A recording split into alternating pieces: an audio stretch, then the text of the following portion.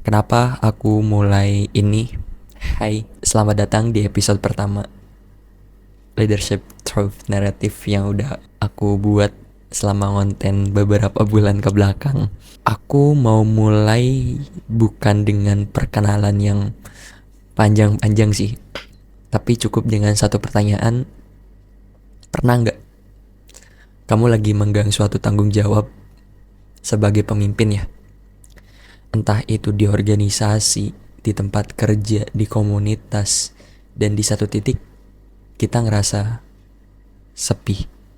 Ini maksudnya bukan sepi karena nggak ada orang ya, tapi sepi karena keputusannya itu ada di kamu, beban juga ada di kamu, dan kamu nggak tahu harus cerita ke siapa. Terus ada juga yang DM yang dimana kenapa aku buat channel YouTube ini gitu, dan ini merupakan sebuah ide yang sangat menarik. Nah, itulah alasan aku kenapa aku buat channel YouTube ini. Aku pernah ada di posisi itu sih, dari pertanyaan tadi ya. Memimpin sesuatu dengan orang-orang yang aku percaya untuk tujuan yang aku yakini gitu. Tapi di tengah jalan ada momen-momen yang gak ada rumus pastinya, dan gak ada rumus manapun itu yang pernah aku baca gitu ya. Dan momen ketika keputusan yang aku ambil terasa benar, tapi reaksinya enggak seperti yang aku bayangin. Momen ketika aku cari referensi, cari konten, cari cerita, dan yang aku temuin tuh kebanyakan tuh mungkin ada tips, framework, atau kisah-kisah sukses yang rapih dari awal sampai akhir gitu. Dan aku mikir, that's not what I needed at that time.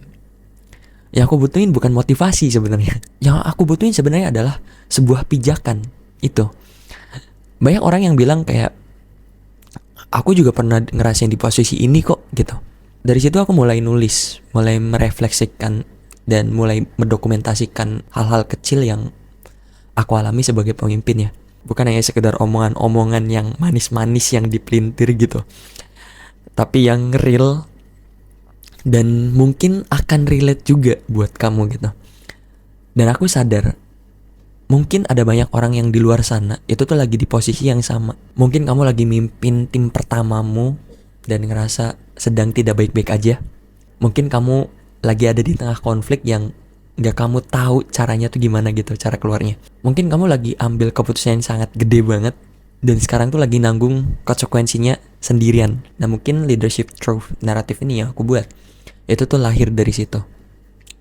Bukan untuk ngajarin kamu jadi pemimpin yang hebat, sempurna atau gimana, tapi buat nemenin kamu aja sih dalam prosesnya gitu. Lewat cerita khususnya, lewat pengalaman yang nyata juga gitu, yang aku bisa sharing ke kalian. Lewat jejak-jejak kepemimpinan yang sering gak kelihatan dari eksternal kita gitu.